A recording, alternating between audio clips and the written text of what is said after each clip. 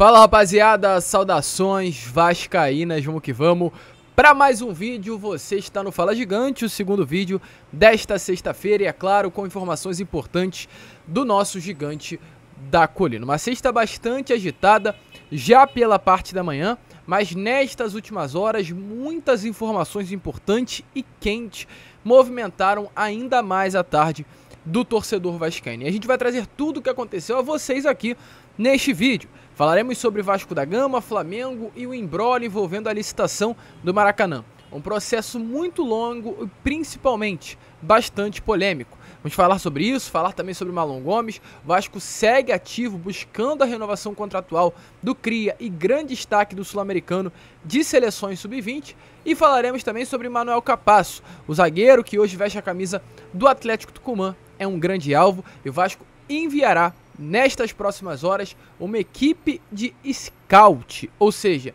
2 analistas para negociar com Manuel Capasso e estar atento a ativos do futebol sul-americano. A gente vai falar além dessas e muitas outras informações, porém é claro, antes de começar, como eu sempre faço aqui no canal do Gigante, quero dar as boas-vindas a todos vocês que estão chegando ao nosso canal pela primeira vez. Seja muito bem-vindo, este é o canal do Gigante, o canal do torcedor vascaíno, e é claro, se você ainda não é inscrito no nosso canal, aqui embaixo, onde tem a palavrinha inscrever-se, aperte nela e venha ser o inscrito do canal do Gigante Vasco. Queremos muito mesmo chegar ainda hoje, nessa sexta, a marca dos 85 mil inscritos. Falta bem pouco, eu conto aí com a sua presença, conto com a sua ajuda aqui ao nosso canal para nos ajudar a chegar nessa meta. Além disso, larga o dedo no like, no joinha, no gostei, como você preferir chamar, para ajudar na divulgação deste vídeo.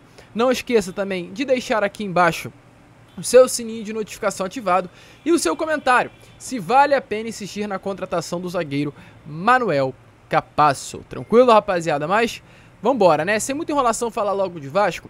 E antes de entrar no assunto sobre esse imbróglio envolvendo Maracanã, Vasco da Gama e Flamengo, quero falar aqui sobre mercado. Começar falando sobre Léo Jardim.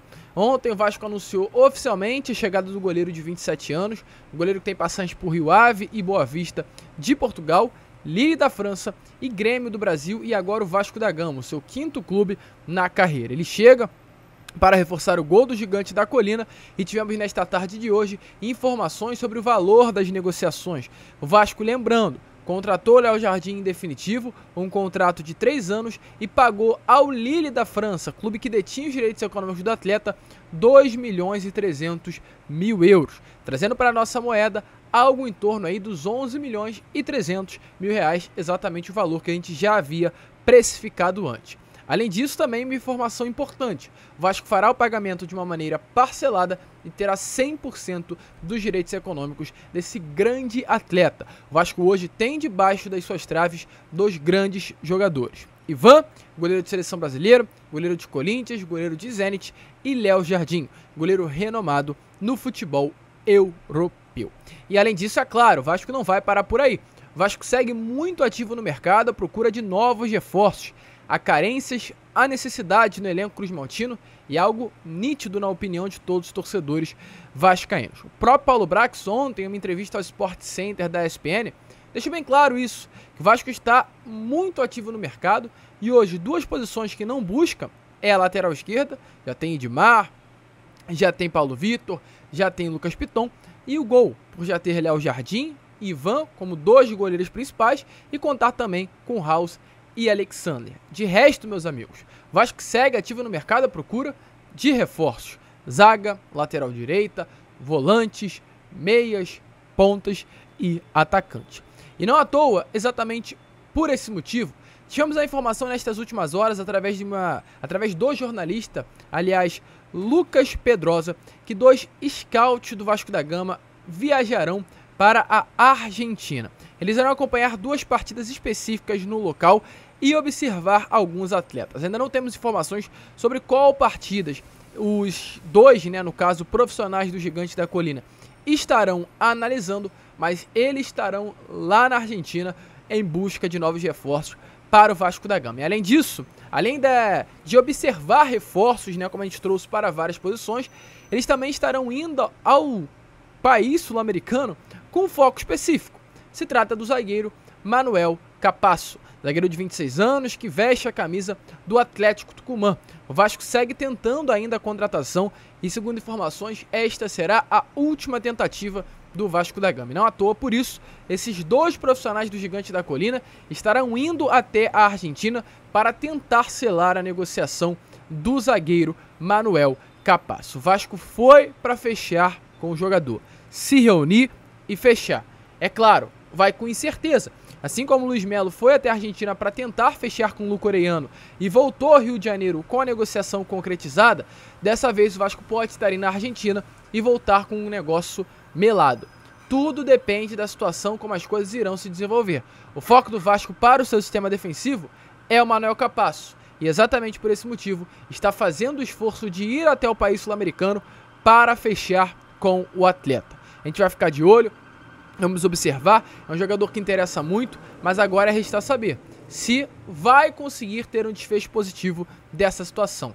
As chances são boas, principalmente pelo grande desejo do jogador e do seu empresário de chegar ao Rio de Janeiro, né? Do seu empresário de colocar o Manuel Capasso no Rio e do Manuel Capasso de vestir a camisa do Vasco da Gama e jogar, né, pelo Gigante da Colina nesse projeto de reformulação do Cruz Maltino.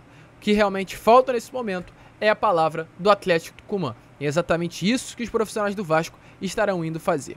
Liberar o defensor do clube argentino. A última tentativa do Vasco por esse grande zagueiro do futebol sul-americano. Vale a pena a insistência, torcedor?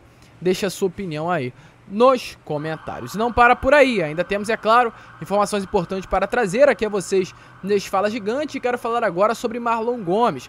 Lembrando, Marlon Gomes é um dos grandes destaques da seleção brasileira sub-20 no Sul-Americano que está acontecendo. O Brasil se classificou para a fase final do Sul-Americano e o Marlon Gomes foi um dos principais jogadores, se não o principal atleta da seleção brasileira, se não o principal, atrás apenas do Andrei Santos, que é mais um cria das categorias de base do Vasco da Gama. O Marlon Gomes ainda está no Peru, participando desse Sul-Americano. A expectativa é que o Vasco possa contar com ele para o próximo clássico e o primeiro do ano contra o Botafogo no dia 16 de fevereiro. Aliás, o primeiro não, né? O segundo do ano. E no primeiro clássico do ano contra o Fluminense no dia 12, o Marlon Gomes ainda não deve estar presente caso o Brasil, se classifique para as finais da competição. Inclusive, ainda sobre Marlon Gomes, o Vasco vem traçando uma estratégia importante no mercado, que é se adiantar para renovar com o Marlon Gomes. Hoje é um jogador muito valorizado no mercado, hoje é um jogador que se destaca muito, é um dos grandes nomes aí deste início de Sul-Americano.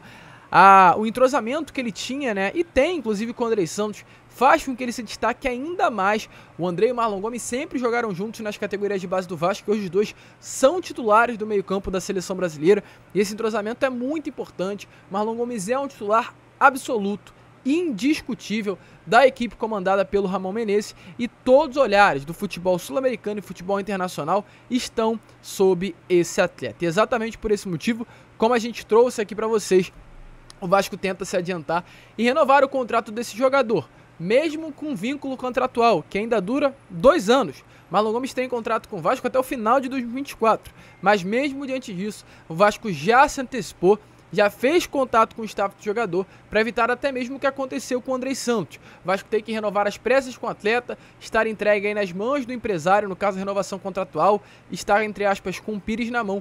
E para que isso não se repita, essa história venha a ser diferente, o Vasco, mesmo tendo 2 anos ainda para renovar o contrato, corre contra o tempo para valorizar o atleta financeiramente e ter o jogador bastante tempo vestindo a camisa do Gigante da Colina. Um grande jogador, e quem sabe esse meio formado por Jair, Marlon Gomes e um 10 diferente, acredito que a gente pode colher muitos bons frutos nesse campeonato brasileiro.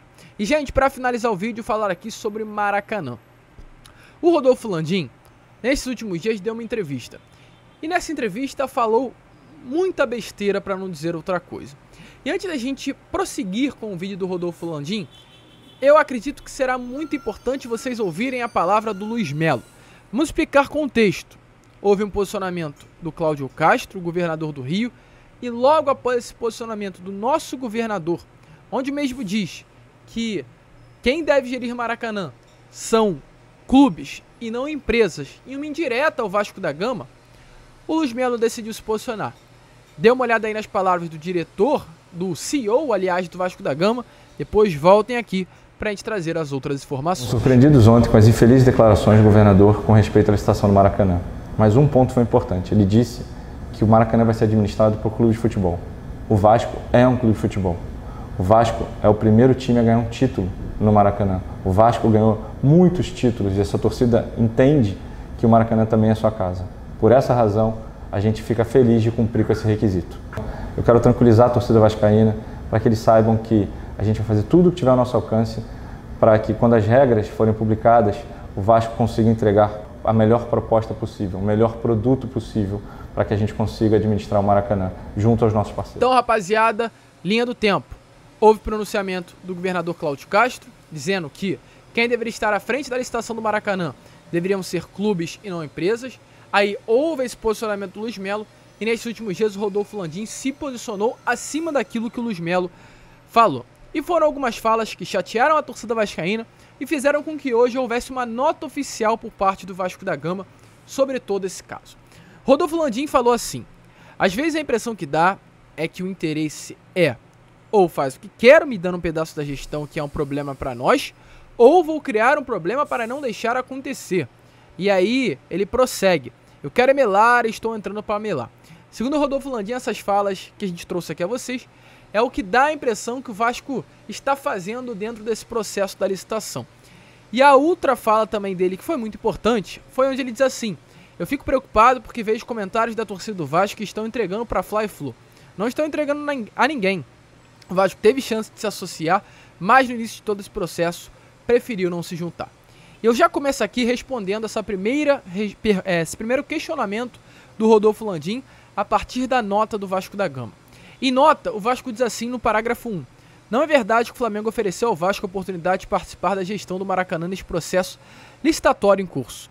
O dirigente usa o desinteresse de outra gestão do Vasco em 2019 e uma outorga precária pelo prazo de 6 meses para concluir que não queremos administrar o estádio. Ou seja, o Landim está utilizando frase lá de 2019 para justificar algo que está acontecendo nesse momento. E ele segue. Parágrafo 2.